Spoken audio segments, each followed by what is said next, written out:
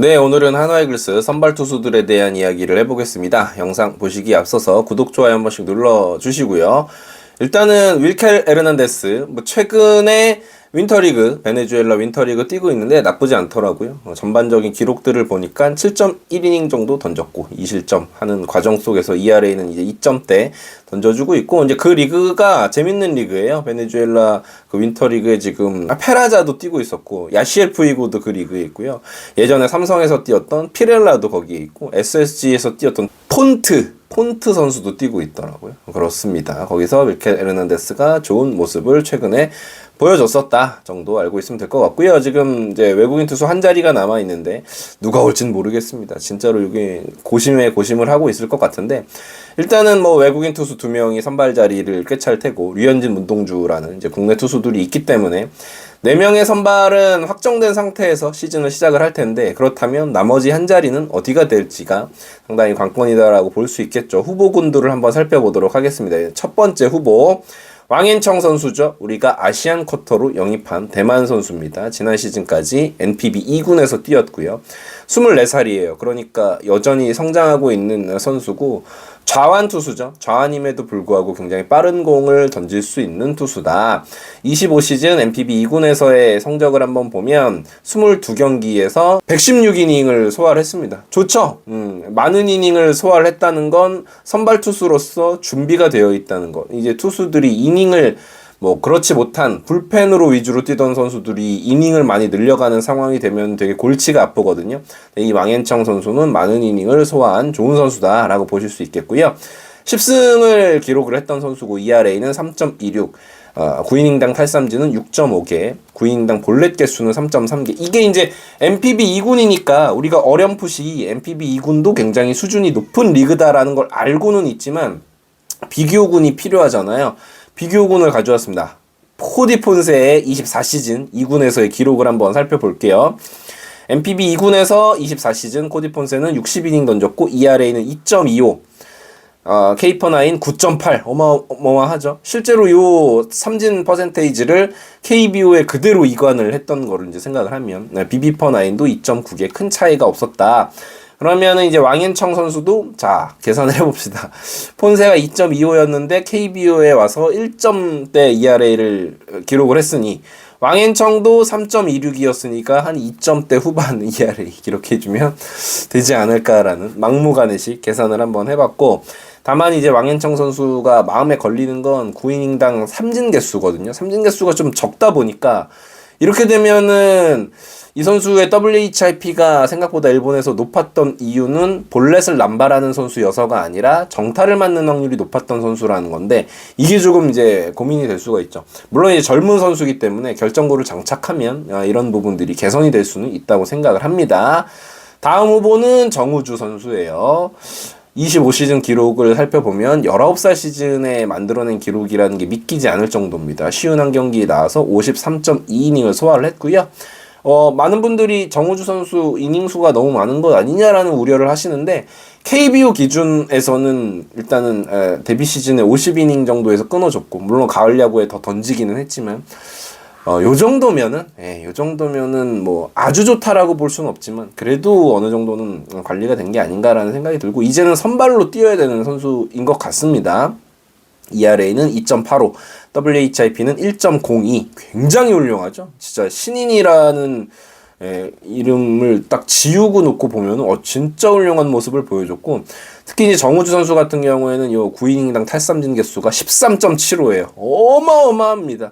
헛스윙 유도 빈도가 대단합니다. 변화구를 막 많이 던지는 것도 아님에도 불구하고 포심의 RPM으로 타자를 그야말로 때려잡는 투수죠. 9이닝당 볼넷 3.52개고요. 선발 등판 경기로 제한을 해보면 5.2이닝 동안 ERA가 3.18, 역시나 표본이 적지만 상당히 좋은 지표를 보여줬고, 제가 정우주 선수의 선발 등판 경기 딱 3경기 샘플 가져왔지만 눈에 띄는 건 뭐냐면 9월 15일 키움전 2.1이닝 2실점, 하지만 삼진 4개 잡았습니다. 이날 눈에 띄었던 게 박정훈 선수와의 신인 맞대결이었는데 3회 들어서서 9위가 조금 저하됐어요. 아마도 요거는 처음 선발로 나온 경기이기도 하고 준비가 좀 덜 된 모습이 있었겠죠. 네, 9월 29일 LG전에는 완전히 다른 모습을 보여줬습니다. 3.1이닝 무실점이었고요.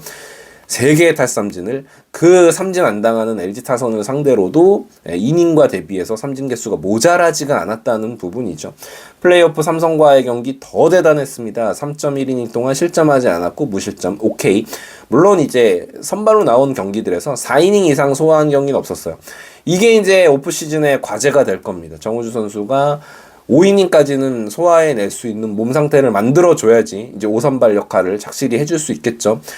공의 위력 같은 것들은 검증이 됐다. 특히나 도쿄돔에서 던지는 모습들을 보면 그 어떤 좋은 퀄리티를 가진 타자들조차도 정우주 선수의 포심에는 진짜로 어려워하는 모습을 우리가 확인을 했기 때문에 그런 부분들을 생각을 하고 선발로서 몸을 좀 만들어가는 모습이 되어야겠죠. 엄상백 선수입니다. 자, 엄상백 선수의 이야기를 하면 일단 좋은 이야기를 하기는 힘들죠. 이번 시즌은 28경기 80.2이닝 ERA는 6.58이었고 세부 지표로 좀 들어가야 돼요. WHIP가 1.79로 너무 높았고요. 9이닝당 삼진 개수는 괜찮아요. 그러니까 8.26개면 이 선수가 던지는 체인지업이 여전히 타자들의 헛스윙을 이끌어내기에는 나쁘지 않다. 그리고 공의 구속이 막 줄어들었냐라고 하면 그렇진 않거든요. 근데 문제는 뭐냐면 볼넷 개수입니다. 9이닝당 볼넷 개수가 4.24개예요. 엄상백 선수는 원래 이렇게 제구가 안 좋은 투수가 아닙니다. 9이닝당 볼넷 개수의 변화를 시즌별로 한번 보면 22시즌부터 계속 좋았어요. 9이닝당 볼넷 개수가 3개가 넘어간 적이 없었던 선수입니다. 근데 유독 이번 시즌에 이게 확 튀면서 성적이 안 좋아졌거든요. 근데 엄상백 선수가 21시즌에 9이닝당 볼넷 개수가 좀 많았어요. 그 시즌 완전 망했거든요. 엄상백 선수가. 그리고 22시즌에 조금 적응되고 가다듬고 22시즌에 거의 커리어 하이 시즌 찍었었죠. ERA도 막 2점대 후반 찍고 그랬던 걸 생각하면 아직 젊은 선수이기 때문에 에이징 커브가 올 라인은 아니라고 봅니다. 다만 이 제구력만 보완이 되면 적어도 24시즌에 보여줬던 4점대 ERA 해줄 수 있는 5선발 자원 이닝 잘 먹어줄 수 있는 요런 정도의 선수는 기대를 해봄직하다. 그래서 이번 오프 시즌 그리고 내년 시즌 초반이 상당히 중요해 보이는 엄상백 선수다라고 볼 수 있겠습니다. 다음은 이제 황준서 선수도 한번 가져와 봤는데 황준서는 뭐 실망스러운 시즌이라고도 할 수 있죠. 23경기에서 56이닝 소화했고 ERA 5.30, WHIP 1.43 뭐 그렇게 좋진 못한데 개선이 되고 있는 건 분명합니다. 지표들로 가져와 봤어요. FIP 그러니까 쉽게 이야기해서 수비의 어떤 도움과는 전혀 무관한 투수의 능력치로만 가지고 온 ERA라고 볼 수 있는데 물론 이거를 100% 신뢰할 수는 없지만 24시즌에 5.78이었어요. 굉장히 좋지 못했죠. 25시즌에 4.46입니다. 이 부분이 굉장히 좀 개선이 되었기 때문에 황준서는 인플레이 타구의 불운한 모습이 분명히 있었다 정도 이야기해 볼 수 있을 것 같고 9이닝당 탈삼진도 상당히 개선이 됐습니다. 8.75개에서 9.16개로 뭐 개선이 됐고 더 좋아진 부분은 볼넷 개수예요. 25시즌에 6.38에서 25시즌 4.18.